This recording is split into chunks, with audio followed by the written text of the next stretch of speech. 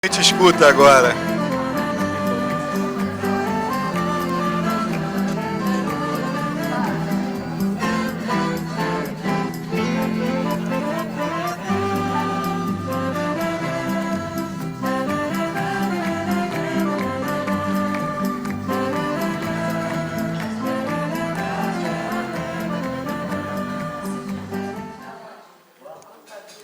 Bom dia, bom dia, bom dia. Bom dia aqui na sinagoga Boqueror, bom dia no online. Mais uma vez estamos aqui reunidos para estudar Parashá, para estudar a Haftará da semana. Então chegou a hora, né? Esse encontro semanal de estudo da Parashá e Haftará. Hoje o nosso convidado especial é André Lieberman. Tá? André Lieberman, ele nos fala diretamente da... Olha os predicados que eu vou botar aqui, da charmosa, histórica, musical, alegre, e o que me chama muita atenção, assoprada Recife, né? Tudo tem um instrumento de sopro que muda assim completamente tudo lá em Recife, impressionante, as músicas de lá com os assoprados. E, enfim, capital do estado do Pernambuco, né? O André Lieberman, que está aqui conosco, ele é estudante de rabinato, é coordenador da Gavá. Né? A Gavá é o coletivo judaico LGBTQIA+, brasileiro, vinculado ao Instituto Brasil-Israel. Ele também é analista de comunicação e coordenador de projetos educacionais da União do Judaísmo Reformista da América Latina. André, agradeço muitíssimo por você ter aceitado o meu convite, né? O convite o qual foi facilitado pela Haverá Solange Weissman, que está aqui presente. Querida Solange. Bom, o livro que começamos a ler agora, André, né, você muito bem sabe, ele reedita, reinterpreta, complementa e mesmo corrige entendimentos que até agora havíamos recebido dos 4 livros que lemos até esse ponto do ciclo anual. Né, que a gente possa também entender as necessidades da atualidade, né, reparar, né, no sentido de reparar mesmo, de estar atento e reparar, e fazer como o rei Josias, né, a descoberta de novos livros, interpretações atuais, complementares e justas para o nosso tempo. A Parashá Devarim é toda sua, André. E após sua explanação, passaremos aos presentes, que são hoje cerca de 20 aqui na sinagoga e outros quase 20 também aqui no Zoom. As perguntas e adições vêm na sequência, tá, André? Muito obrigado, novamente. Tá? Que seja um bom estudo. André, vamos lá. Isso aí. Obrigado, Vitor, querido. Vocês me ouvem bem agora? Espero que sim. Ouvimos bem, muito bem. Que bom, fico feliz. Então, eu primeiro agradeço muito, muito por me receber aqui. Há 1 ano e meio eu estava aí na área. Foi um momento muito especial. Eu sou apaixonado nessa congregação, nas pessoas que frequentam. Então, agradeço a você, Vitor, agradeço a Solange, também a Diana, filha da Solange, que sou muito amigo. E, enfim, a todo mundo da congregação no geral. E como o Vitor já me introduziu, eu falo daqui de Recife, e aqui a gente coordena várias atividades de estudo judaico.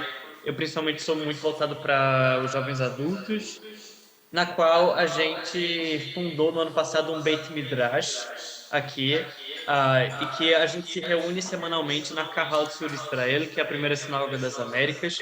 Funciona como museu, mas que a gente conseguiu essa abertura para tornar vivo esse estudo da tradição judaica por lá. E eu gosto de trazer esse espírito um pouco para essa reunião com vocês também.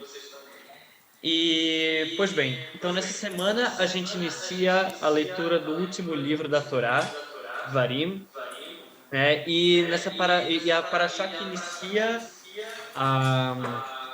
esse livro basicamente traz a primeira coisa que acontece já é uma inovação, por assim dizer, durante toda a Torá, que não começa com Deus narrando qualquer coisa, sabe? Não é Deus se dirigindo a palavra ao povo de Israel, não. Já começa dizendo que quem vai...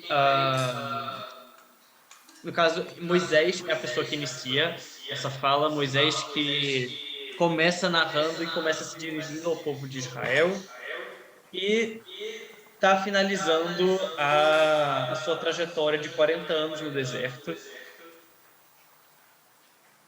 Clara Lerner reclama de eco. Enfim, aqui no... Eu não sei, enfim. Mas eu acho que isso é uma coisa do som da... Não sei se dá para desligar o microfone daí do sinal por enquanto que eu falo, que eu acho que diminui o eco. Espera aí, eu vou desligar aqui. Vê se melhorou. Obrigado. Oi? Alô. Tudo Acho que bem? ainda está fazendo. A gente te escuta. Mas enfim. Tira o eco, Richard. Tem um eco. O eco, no caso, eu acho que é o som vindo da sinagoga, só isso, sabe? Então, tipo, eu acho que se desligando o microfone do computador ou do microfone, por enquanto. Alô.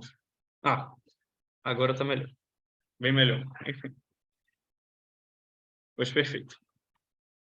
Então, como dizia, nessa paraxá, a gente tem, no caso, o povo judeu chegando a Eretz, e quando o povo está chegando em Eretz, né, faltando, no caso, também 5 semanas antes da morte de Moshe, ele se vira ao povo e começa um discurso, né, uma série de discursos que vai se tornar o início e assim o decorrer, a construção de Dvarim.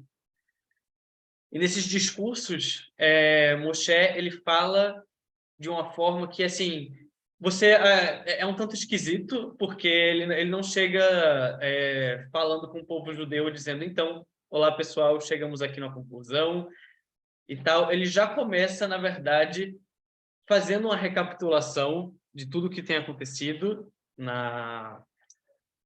durante a história, a narrativa da Torá. Mas o que acontece é que o curioso é que ele não... Perdão, tem uma câmera se movimentando muito daqui, eu vou só diminuir para não... Pronto. Moisés, ele começa essa narrativa para o povo judeu e o que acontece é que ele conta a narrativa numa linguagem presente. Apesar de que ele está falando com uma geração de judeus ali que não nasceu na época da escravidão, e ele vai narrando de uma forma muito parecida. Eu gosto de fazer uma relação com Avadim Aino, sabe? Quando a gente está lendo a Haggadah e que se fala que a gente tem que sempre sentir como se fôssemos escravos no Egito. Então, essa ideia de que as gerações elas têm que sempre estar se sentindo naquela posição de como se tivessem sendo essa primeira geração de judeus, para que isso facilite, talvez, a forma como a gente enxerga, porque talvez se colocando na posição dessas pessoas, isso facilita a forma que a gente se conecta com a narrativa. Então, ele fala com aquela população como se fosse no presente. Ele inicia quase como como é que eu posso dizer? Um tipo de reclamação, no bom português, uma bronca com o povo judeu falando sobre os erros cometidos durante aquela ida até Israel, né, e o motivo do porquê ficarmos vagando tantos anos. E ele fala sobre no caso, do motivo que seria o episódio que é dito na Parashá Shelar, que é quando o povo de Israel está no meio do deserto e envia 12 espiões para Eretz para checar se a terra de Israel é habitável, ou seja, se eles vão chegar e vai estar tudo tranquilo. E aí, nessa ida, ao retornar, 10 dos 12 espiões, na verdade, 2 dos 10 espiões chegam, que aí Yehoshua e Caleb falam, então, pessoal, a Terra não está desabitada, existem pessoas, existem grupos que, na verdade, não são tão amistosos assim, a Terra não está 100% receptiva, mas ainda assim uma terra que emana leite e mel, no sentido que é uma terra próspera, é uma terra que dá para a gente ir. Existem os desafios, mas tem como a gente chegar lá.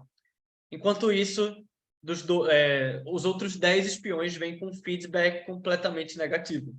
Eles chegam dizendo, não tem como a gente ir, não vamos ser bem recebidos, vamos morrer se a gente chegar lá, não tem como a gente ir. E o povo judeu escolhe olhar para esses 10, obviamente, né? A gente imagina uma geração de pessoas que acabaram de sair de um trauma muito grande e que, com muitas pessoas dentro de um trauma, são muito abraçados a esse trauma ainda, né? E eles estão num lugar desconhecido. Lá no Egito, eles eram escravizados, mas eles tinham uma certeza de pelo menos ter uma casa e ter uma moradia. Agora eles estão num lugar desconhecido, que é o deserto, sem nenhum amparo, a não ser, óbvio, um amparo divino e deles mesmos, com eles mesmos, correndo riscos. E aí mandam pessoas para visitar e a maioria retorna com um discurso completamente negativo. Eles entram em desespero e aí eles começam a chorar desesperadamente e falar que Deus tirou eles dali por ódio, da escravidão por ódio, colocaram numa situação bizarra. E aí Deus ele olha e fala, olha, essa geração não é a geração que vai chegar em Israel. Eles ainda, o Egito não saiu dessas pessoas, a gente vai ter que esperar outra geração nascer para poder entrar. E Moisés, ele traz né, como o Vitor citou, há uma reinterpretação, há uma recapitulação, que não é só uma recapitulação, também são comentários, por assim dizer, são interpretações de Moisés, quando ele conta, porque tem coisas ali que não estavam escritas ou da forma que ele dizia. E, inclusive, a narrativa que ele dá para o fato dele não poder entrar na terra de Israel, né, apesar da gente ter aprendido em parashiot anteriores, que tem a ver com o fato dele ter passado por cima de Deus, né, no pedido dele em relação à rocha, né, e de bater o cajado para sair água, e esse seria o motivo X da, do fato dele não estar entrando em Israel. Ele conta que não, na verdade, o fato dele ter pertencido à geração que já não está mais ali, né, de hebreus que choraram e não deram essa confiança a Deus, por assim dizer, ele também não poderia entrar, teria que ser essa segunda geração. E isso, a literatura rabínica traz que esse choro, que esse lamento dos judeus que aconteceu foi em 9 de Av, em Tisha B'Av, que acontece em pouquíssimos dias. Né? Dia 9 de Av é já e é sempre precedido pela Parashá Devarim. E por isso talvez os sábios tenham colocado isso e dito que o povo judeu, por ter chorado de forma desnecessária, por assim dizer, porque não confiaram em Deus, não trouxeram essa confiança, basicamente por isso eles continuariam por mais uma geração até que a outra surgisse. Enfim, e que nesse dia de 9 de Av ficaria marcado com outras tragédias em seguida. Né? E então, basicamente, o motivo disso tudo seria essa desconfiança, essa falta de confiança em Deus, no próprio povo, e a causa de desunião. Né? Assim, foi uma desunião muito grande nesse momento em que os espiões chegaram e trouxeram os feedbacks, porque não foi um consenso entre si, nem dos espiões em contarem o que estava acontecendo na terra de Israel, nem do povo judeu de abraçar aquela narrativa. Foi uma coisa completamente conturbada. Essa desunião também foi um dos motivos. Ainda falando em Tisha B'Av, que a gente está bem próximo, né? Inclusive ontem foi Rosh Chodesh, né? Então assim a gente acabou de entrar nesse mês, que é um mês que a gente inicia sem celebrações, sem momentos muito alegres. Eu queria perguntar, eu imagino que dá para ter essa interação daí com vocês, porque assim, existe uma segunda enfermidade moral, que é uma das causas das tragédias de Tisha B'Av, que é Sinat Hinam. E eu queria saber se existem pessoas aí na congregação que poderiam ajudar explicando o que seria Sinat Hinam. Certamente alguém vai explicar. Ricardo, quer fazer a contribuição?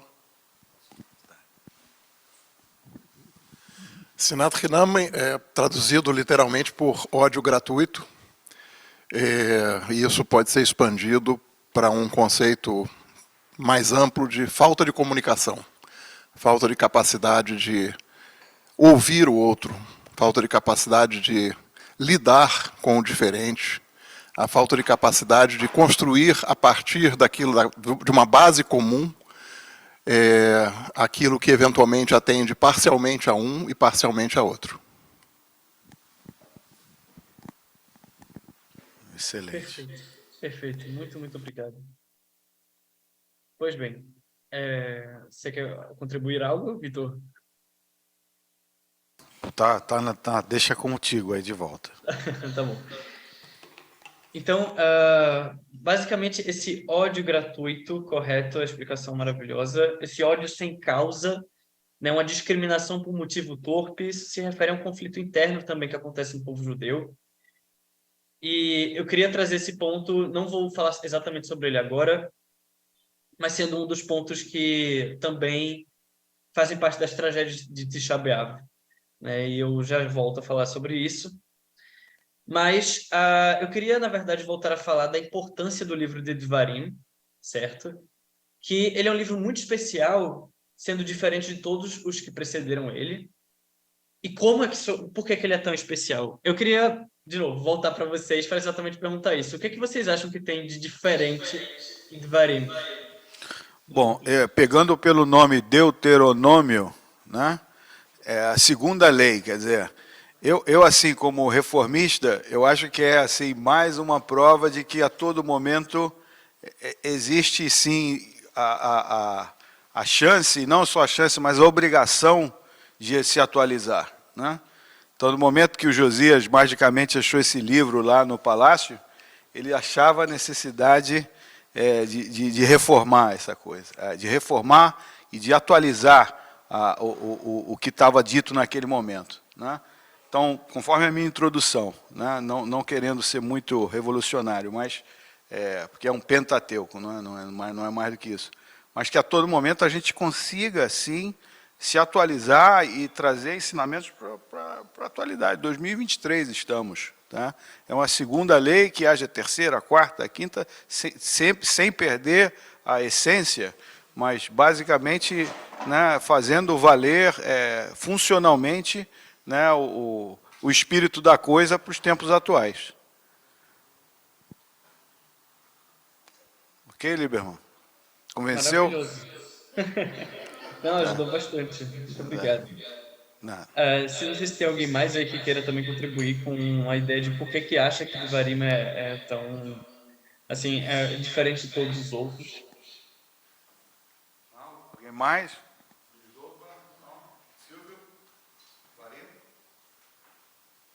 Deixa eu passar.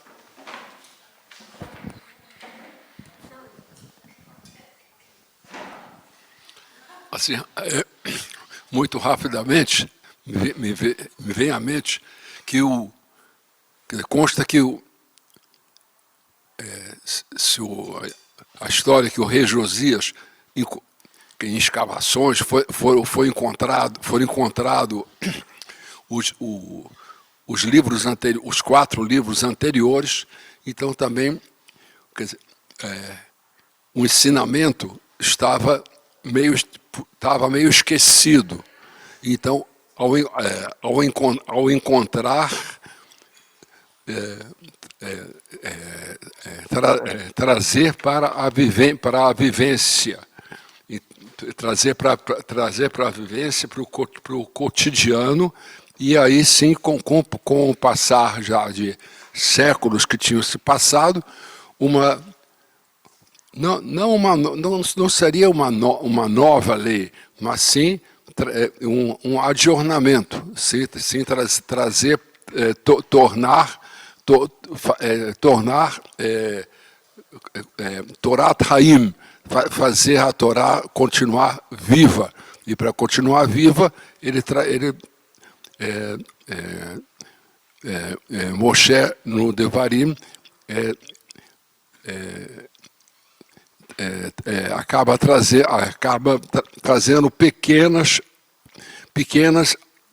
alterações ou pequenas interpretações para que a Torá fique sempre continuamente viva. Muito, muito obrigado.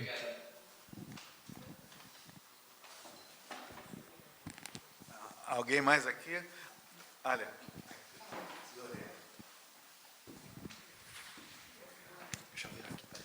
Oi, André, bom dia. Eu acho que a grande importância de Devarim é o fato de que, né, entre várias, é que são as palavras de Moshe, né, e não de Deus. E também eu acho que, nesse momento, ele tenta não só reiterar e reformular determinadas leis, né, mas explicar o porquê delas e mostrar que elas, na verdade, não são em prol de Deus, mas em prol da própria comunidade. Que elas seriam benéficas para a própria comunidade. E também reforçar a importância de que as novas gerações lembrem e não esqueçam delas. E que isso seja sempre ensinado. Não só Moshe foi, tipo, na minha opinião, né, o primeiro professor, digamos assim, mas ele destacou a importância de que todos sejamos também professores das novas gerações. Acho que...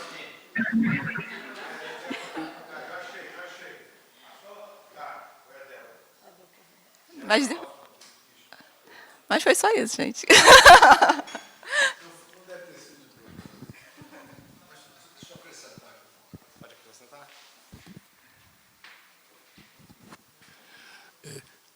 Lembrando que lá no final no Devarim, mas não no livro Devarim, mas já no final, quando Moshe diz que a Torá não está longe de vocês, vocês não precisam dizer que vão para subir aos céus. A Torá está ao lado, está junto a cada um, no seu, então não está escrito, mas no seu dia a dia. Quer dizer, não fazer grandes mistérios em relação a essa lei, mas sim fazer da lei o seu vademecum diário. E não precisa subir aos céus. Eu não sei se eu não estou conseguindo traduzir a frase toda, mas basicamente isso. Obrigado. Perfeito. Que tal, Lieberman? Muito obrigado. Não, eu amei, assim, dá mais vontade de voltar aqui algumas vezes, sabe? Assim, muito legal as contribuições. Coloca a voz, muito obrigado. Bate muito com muita coisa que eu vou comentar. É sempre assim, se não melhor, sabe? A gente sempre... Ah, não, imagino. O grupo aqui é muito bom.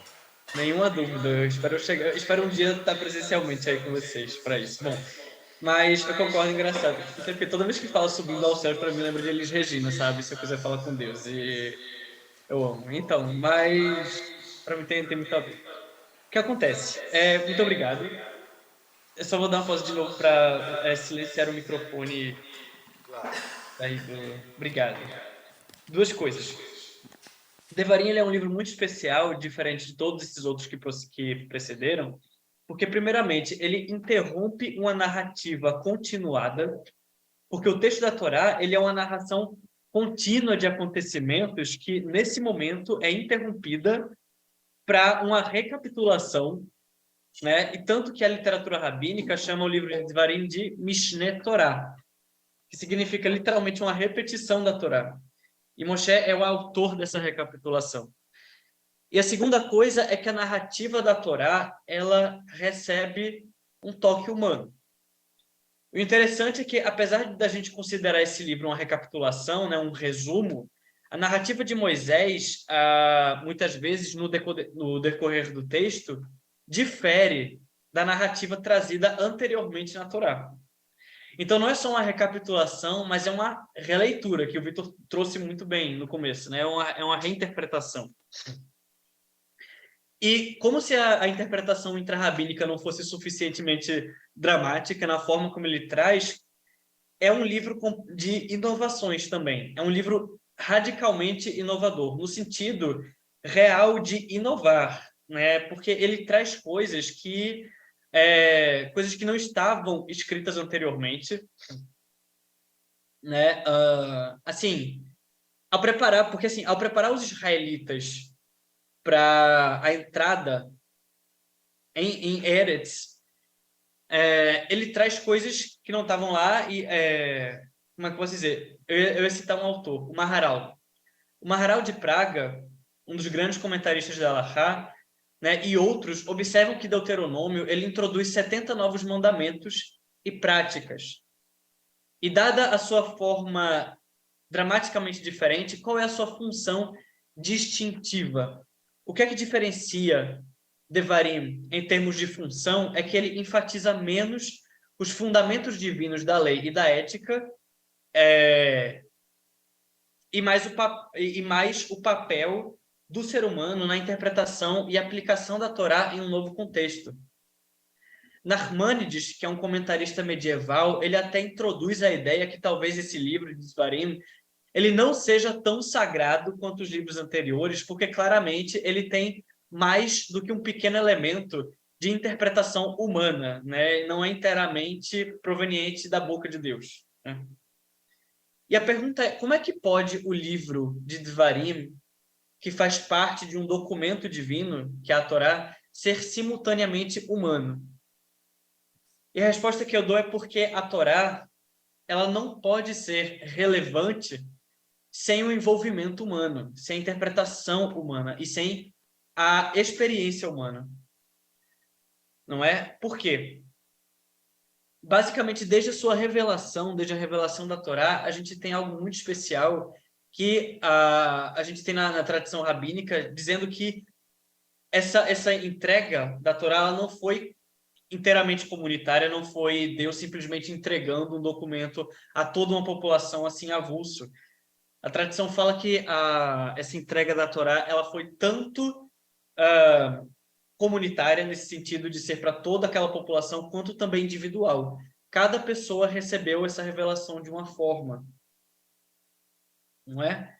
E isso é que eu acho mais bonito dessa questão de que, por a gente ter recebido ela de uma forma também individual, ao mesmo tempo comunitária, a gente recebeu de uma forma que ela se apresentou de uma forma para cada pessoa. A Torá foi apresentada de uma forma para cada pessoa e, como o nosso querido trouxe, um valor muito importante na tradição de Torat Haim, que ela é uma tradição viva. Essa revelação, ela não finalizou, ela continua, e ela continua à medida em que a gente traz, que a gente discute ela, que a gente conversa com essa tradição. Até porque, se um dia todo o povo judeu decidir pegar os Sifrei Torá de suas sinagogas, deixar lá e dizer: chega, não queremos mais, vamos deixar ali o texto, ele fica lá. Ele vai envelhecer na sinagoga, não vai ser discutido e ele desaparece. Então a gente precisa manter essa tradição da conversa para que ela possa continuar existindo. E não só isso, a tradição judaica ela enfatiza o fato de que cada pessoa, cada judeu, cada pessoa que emerge no estudo da Torá, ela recebeu uma sabedoria única que só ela pode revelar a Torá daquela forma.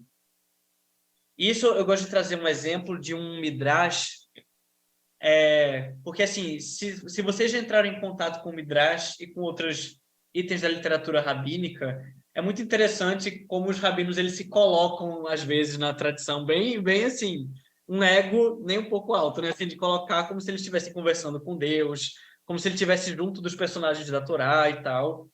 E tem um midrash muito especial de um rabino chamado Hanina, que ele fala que quando ele explica numa obra midráshtica que Moisés, quando ele estava subindo no Monte Sinai, ele vê Deus sentado, Yoshek Veosek, ele está sentado e imerso no estudo da tradição, ele está estudando o Talmud. Mas que coisa, ele diz que Moisés chega e está lá, Deus sentado, estudando o Talmud, e ele está lendo um trecho sobre a novilha vermelha, sobre a vaca vermelha. Né? Eu vou citar esse midrash, um segundo, deixa eu abrir aqui o documento, que está em Bamidbar Rabbah. Ele fala assim, o Rav Acha disse em nome do Rav Hanina, quando Moshe ascendeu ao céu, ele ouviu a voz do sagrado, bendito seja Deus, enquanto Deus está sentado, imerso no estudo da seção da Torá que trata da novilha vermelha, e citando a lei em nome do seu autor. Assim, aí é como se fosse a voz de Deus falando. Assim, Rav Eliezer diz na Mishnah, parágrafo 1. O bezerro de pescoço quebrado deve ter 1 ano de idade e a novilha vermelha deve ter 2 anos de idade. Então, eu pergunto a vocês, a partir desse Midrash, né? Por que Deus, que ele está sentado aprendendo a Mishnah no Monte Sinai, por que Deus precisaria aprender os ensinamentos do Rabino Eliezer para entender a Torá com mais precisão, sendo que ele mesmo seria o autor dessa obra? Por que vocês acham que ele estaria fazendo esse estudo?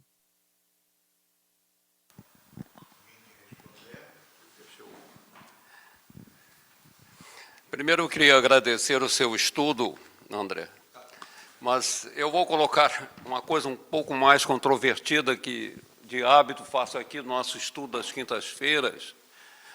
Por que Devarim a gente lê antes de Tisha B'Av? O que tem de tanta importância nesse texto que, conforme você colocou, já foi uma leitura humana? Já não é mais Deus que fala, e sim é Moisés que fala.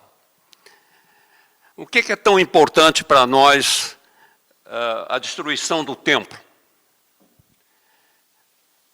Quão importante é ter sido o templo do judaísmo conseguido sobreviver nos últimos 2000 anos? E quantos judeus modernos podem realmente se identificar com a matança de animais como oferendas em um templo? Explorando uma diferença fundamental de opinião entre 2 grandes líderes judeus, Rabi Yonatan ben Zakkai e Rabi Akiba, vamos ter uma visão clara do que é você preservar o judaísmo e o que é você prezar a terra prometida. Isso que eu queria colocar para você, se você puder voltar a esse assunto. Hein, André? Só antes de você entrar no tema do Germano, eu fico imaginando que Deus queria se atualizar com relação à sua criação, tá? Ele estava querendo, olha, o que eu criei andou para frente, eu tenho que entender melhor o que eles estão fazendo, então vou estudar aqui essa obra aqui desse rabino para ver qual é o meu próximo passo, como eu posso agir com relação a ele. Ele está se atualizando também, mas não querendo matar aqui as perguntas que o Germano colocou com tanta amplitude. Não, claro. Primeiro, obrigado, Germano, pelas perguntas. Obrigado, Vitor. Você falou num bom português o que, enfim, vou trazer em seguida, e que eu vou guardar suas perguntas, Germano, para já, porque isso é um ponto que vai chegar dentro disso que eu estou falando já, e a gente discute essas perguntas com tranquilidade. A questão é que o motivo no caso de Deus estar sentado, Yoshek Veosek, sentado e imerso nesse estudo, vai muito parecido com o que o Vitor fala. E eu gosto de parafrasear o Maharal de Praga, né, esse autor tão importante do século XVI, da atual Polônia, né? Eu vou citar uma fala dele em relação a esse trecho, para continuar a reflexão. E há o que perguntar sobre essa ideia de que Deus estaria citando a Alahá em nome de uma pessoa. Mas essa leitura é ensinada em nome do Rav Eliezer, porque a ideia da novilha vermelha é tão complexa que só poderia ser entendida por alguém com tal capacidade de aprender e entender a complexa Torá como Rav Eliezer, que é notoriamente brilhante entre os sábios. E Deus afixou a Torá de forma que houvesse dentro dela ensinamentos a serem descobertos, e deu a cada pessoa uma sabedoria única para entender e trazer esses ensinamentos de acordo com o que seria adequado para eles. Isso é, de fato, a origem da liminar para ensinar a Torá em nome daquele que ensinou.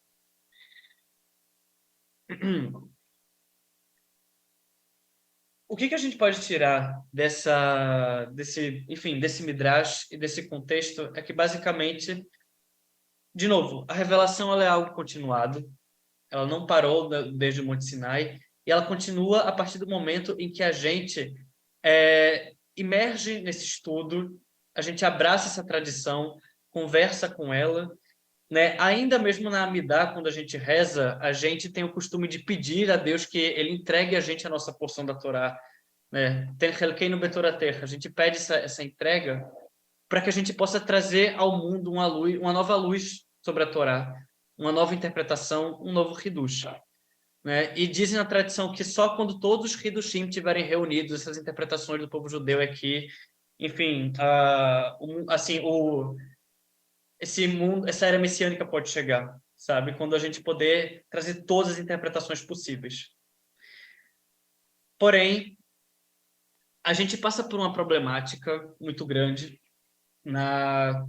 no judaísmo como um todo, não é novo esse problema, que é o fato de muitas vezes muitas interpretações da Torá, principalmente quando são muito progressistas, elas são invalidadas, né? Aquilo não num bom português de muitas pessoas, isso não parece tão judaico, não parece tão judaico essa forma que você está interpretando a Torá, sabe? E uma grande problemática nessa fala é exatamente o fato de que quando você invalida uma leitura, você invalida um novo Hidush de surgir, né? E quando você tem essa invalidação, você não invalida só uma interpretação, você invalida também a dignidade de uma pessoa e às vezes de um grupo de que conseguiu encontrar uma interpretação que faça o judaísmo ser válido para aquela pessoa e que toda interpretação de texto, todo Hidush, toda leitura que você faz, ele passa. Você nunca vai fazer uma interpretação que não passe pela sua própria experiência. Você traz uma carga, você traz uma bagagem que ela sempre vai se refletir na forma com que você traz seus valores e tal qual a sua interpretação de um texto. Não é? E a grande questão é que infelizmente, a gente tem muitas revelações da Torá que não acontecem por causa desse ato, e essa invalidação, e que muitas vezes se transforma numa raiva, não é exatamente de grupos para outros grupos, de pessoas para certas pessoas, sobre interpretações e formas com que se apresenta a Torá, se torna Sinat Hinam. Essa invalidação de interpretações que certos grupos judaicos ou até indivíduos fazem, em nome da tradição, impedem que pessoas possam ter seus encontros sinceros com a tradição. E ao impedir que alguém entregue a sua porção da Torá, por assim dizer, o seu Hidush, sua forma de ver a Torá, né, você está invalidando toda uma diversidade no judaísmo e a integridade de uma pessoa judia, né? E quantas pessoas não olham para suas formas de pensar e pensam que são excludentes da tradição judaica, né? Quantas pessoas não se sentem insuficientes por não sentirem que suas leituras elas são válidas? E a questão é que se a leitura tem base moral e litúrgica dentro da tradição, por que não mostrá-la ao mundo, né? Por que a gente tem que se sentir acuado, muitas vezes? Um exemplo de uma pessoa um tanto importante nessa narrativa, que se sentia insuficiente, era Moshe. Quando ele recebe a Torá, quando ele tem o primeiro contato com Deus e Deus fala que, olha, você vai ser a pessoa que vai libertar esse povo. E aí ele fala, não, Deus, assim, não estou à vontade, não vai rolar. Assim, eu tenho problemas na fala, tem várias questões que, sabe, eu não me sinto apto a isso. E Deus, num bom português, ele só fala assim, eu não perguntei. Assim, não perguntei sobre essas questões. Você tem essa capacidade, eu vou estar com você. Tenha confiança, vá em frente. E, no fim, cá estamos vendo esse personagem que antes ele tinha essa dificuldade, né? Ele dizendo que talvez não... Poxa, eu não sinto que eu estou preparado para tal papel. Ele finaliza fazendo toda uma interpretação, uma recapitulação que vai guiar o povo judeu nessa nova fase, não é? E, no fim, ele estava fazendo esse comentário sobre toda essa trajetória. E, basicamente, eu acho que isso que traz um pouco da pergunta do Germano, né? Assim, dessa questão de Sinat Hinam, do porquê de... Você pode até repetir, Germano, as primeiras, pelo menos, perguntas. Eu sei que foi uma série de perguntas. Acho que eu vou tentar... Por que tem essa junção de Devarim com Tisha B'Av?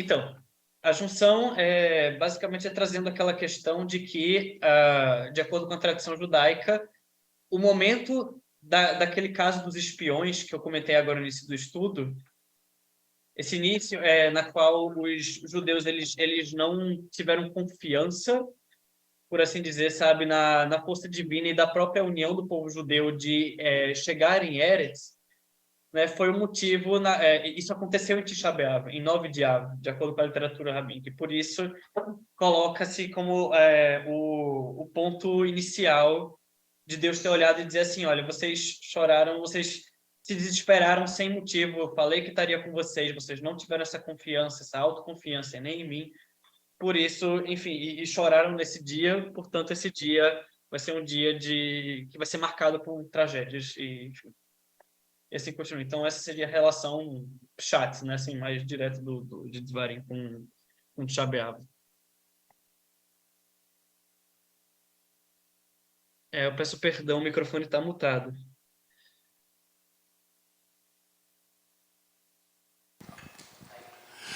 Então, um detalhezinho a mais, com a permissão do rabino, do estudante rabinato.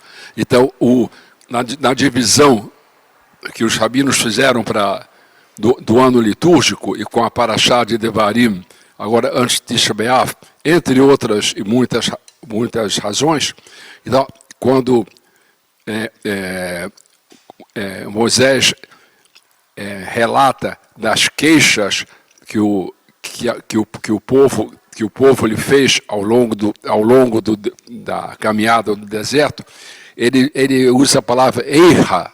Então aparece nessa paraxá a palavra Eira, quer dizer, Eira como, que também vai aparecer logo no texto das Lamentações de Jeremias, que também vão ser lidas em Tisha B'Av. Então essa coincidência talvez não seja mera coincidência, muito mais eu não sei explicar, mas a lembrança que na paraxá,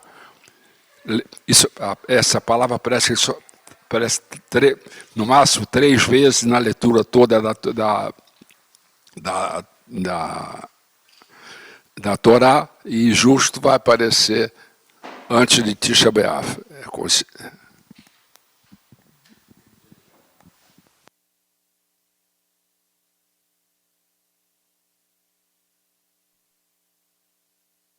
Obrigado pela edição. Então,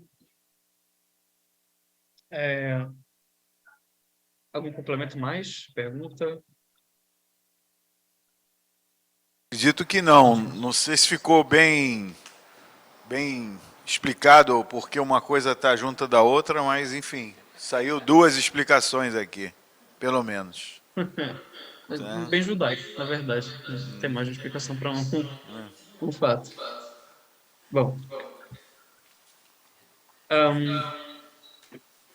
No caso, a explicação que tenho estudado e tenho aprendido envolve isso, a ligação de Tisha B'Av com Devarim seria por causa desse fato, né, trazido por Moisés dos espiões.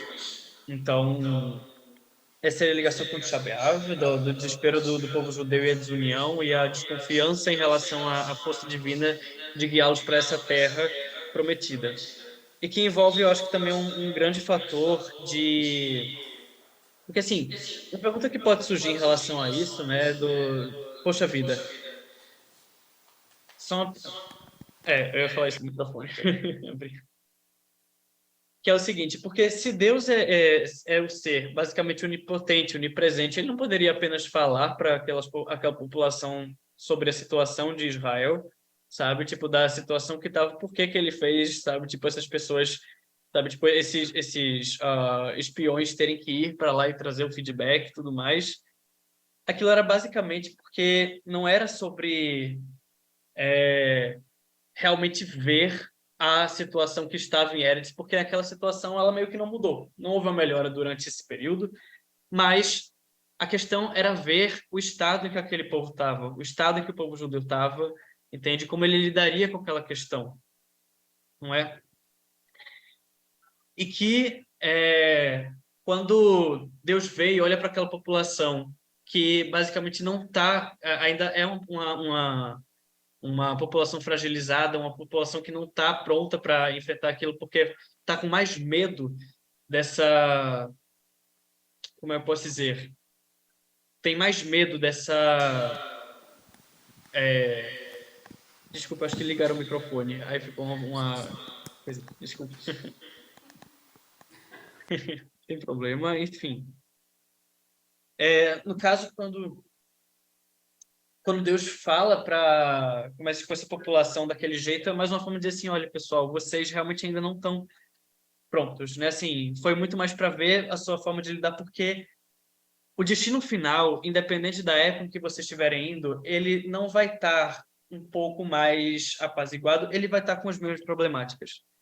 Às vezes a gente coloca uma meta muito grande, né? E quando a gente fala de processos, no final, de que esses finais eles vão ser perfeitos e a gente tem que construir uma coisa muito perfeita.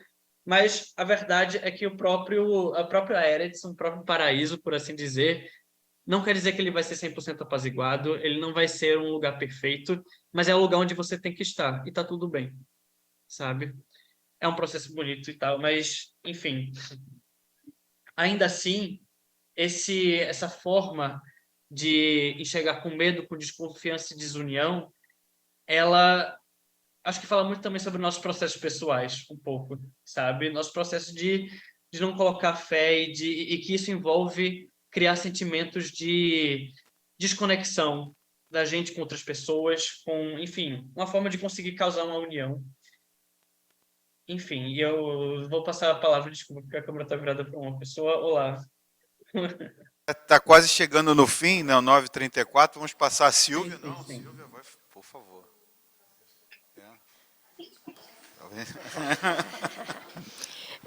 Bom dia.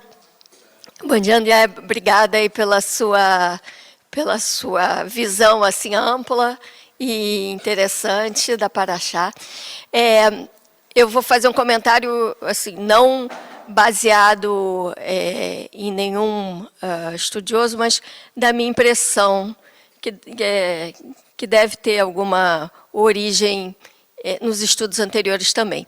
Mas é o seguinte, aquele momento lá de entrada em Israel, né, em Canaã, depois dos 40 anos de deserto, etc., é um momento crítico. Né? É um momento crítico, é um momento de revisão, é um momento de dúvida. As pessoas não sabem se vão entrar ou se não vão entrar, se vale a pena, se não vale a pena. É um passo grande, né? Tipo chegar na Lua, né? Um pequeno passo para um homem, um grande passo para a humanidade.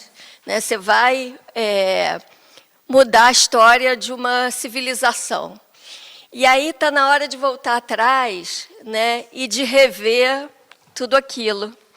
Então, rever todos os ensinamentos. Então, no meu entendimento, né, por que em Devarim você faz, né, o Mishneh Torah vai rever tudo? Porque é um momento crítico. E Tisha B'Av também é um momento crítico. Né, é um momento de crise. E aí, o que você faz? Você volta para estudar tudo, para rever tudo, para rever os valores, etc. E em vários momentos da vida do povo e na vida pessoal também, né? Quando é aquele momento da passagem crítica, você tem que rever os valores básicos. E eu acho que, no meu entendimento, é por isso que Devarim é nessa data e a importância dessa revisão toda. Isso aí. Bom dia. Bom dia. Fala, Cavoda. Amei isso que você trouxe. Desculpa o nome? Silvia Weisbord. Silvia. Muito obrigado, Silvia. Belíssima sua visão. Pois, portanto, então, finalizando, posso só fechar esse momento. Está finalizando, né, André? Sim, exato. Tá certo. Olha, eu tenho aqui uma coisa que passou pelo meu timeline, que eu achei muito interessante, né? E tem a ver com essa situação de cooperação, enfim, de a gente ser uma civilização, enfim, uma sociedade que funcional, né? E o caso passa por uma antropóloga. Talvez vocês conheçam o caso, talvez isso aqui não deve ser novo, chama-se Margaret Mead, é uma famosa antropóloga, né? E ela estava dando uma aula e aí ela perguntou, né, o que ela considerava como um primeiro sinal de civilização, né? E aí um aluno, né, falou assim, olha, será que um anzol, uma panela de barro, uma machadinha, né? Aí ela disse assim, surpreendentemente, falou assim, não, o primeiro sinal de civilização pode ser um fêmur. Né? Um fêmur é um fêmur cicatrizado de uma fratura. Né? E aí, por que o fêmur cicatrizado de uma fratura? Né? Porque em todos os tempos, né, principalmente nos antigos, né, alguém ferido é uma presa fácil, né? Carne fresca, aqui como é colocado na colocação dela. E, enfim, então, no reino animal, quem está ferido é o que vai dançar mesmo, daqui a pouquinho. Né? E quando a gente se ajuda, quando a gente está em civilização, né, vai ter sempre alguém que vai parar, vai ajudar, né, vai consertar, vai reparar, inclusive para dar o tempo da cicatrização, que não é imediata. Então, um fêmur cicatrizado é um sinal de que alguém parou, entendeu, ajudou, trabalhou junto. Né? Eu achei isso bem legal. Mas assim, Lieberman, mais uma vez, assim, palavras finais, assim, alguma coisa você guardou na manga aí para encerrar? E a gente vai fazer o Birkat Amazônia aqui. O que você nos diz, Lieberman? Perfeito. No caso, finalizando, primeiro, eu agradeço bastante o espaço, mas que a mensagem toda dessa reflexão, juntando com tudo isso que vocês trouxeram, é de que, assim, do mesmo jeito que nessa paraxá, ela inicia com toda essa recapitulação, querendo ou não, uma certa rigidez na fala de Moisés para com o povo, ele finaliza nessa paraxá com um discurso de força e de que vocês podem ficar tranquilos, que vai haver a gente vai ser guiado, sabe, tipo, para entrar em Israel. A mesma coisa é Av, sabe, eu acho que com esse momento de exatamente crítica, tristeza, mas que no final a gente tem uma celebração muito linda, que é de Tu B'Av.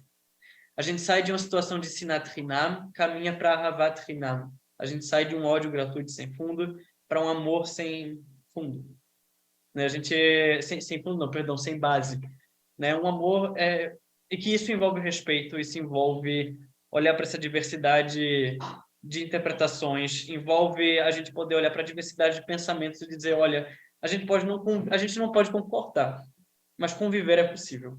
Não sei como, difícil, porém é possível, e eu acho que um espaço como esse é uma grande fonte disso, sabe? Desse trabalho de Ahavat Hinam enquanto um valor de empoderamento de interpretações, de formas de se olhar uma tradição. Então, coloca a voto por vocês terem esse espaço, para a gente ter esse espaço, entende? Eu acho que isso enriquece bastante e ajuda a gente a chegar cada vez mais perto dessa realidade de Ahavat Hinam. Então, é isso. Muito bom, olha, maravilhoso aqui. Tem várias pessoas escrevendo aqui para você, você vai poder ver. Realmente, assim, eu particularmente adorei muitíssimo a forma com que você coloca, o teu ritmo, a tua didática, enfim, as tuas ideias, realmente faz a gente ter uma profundidade assim muito bacana, assim, realmente saio daqui com um sentimento assim que o dia já valeu a pena, assim, já às 9h30 da manhã já ganhei o dia. Enfim, que a gente possa ter sempre você aqui perto, tá? Estou vendo aqui várias pessoas que estão participando pela primeira vez, também no online. Deixa assim aberto esse espaço. Toda quinta-feira a gente está aqui, Lieberman. Presencial, online, tá? A casa está sempre aberta aqui para você. E muitíssimo obrigado, tá? Um grande abraço a todos e boa quinta-feira, Shabbat Shalom antecipado. Vamos fazer aqui Birkat Amazônia. Um abraço.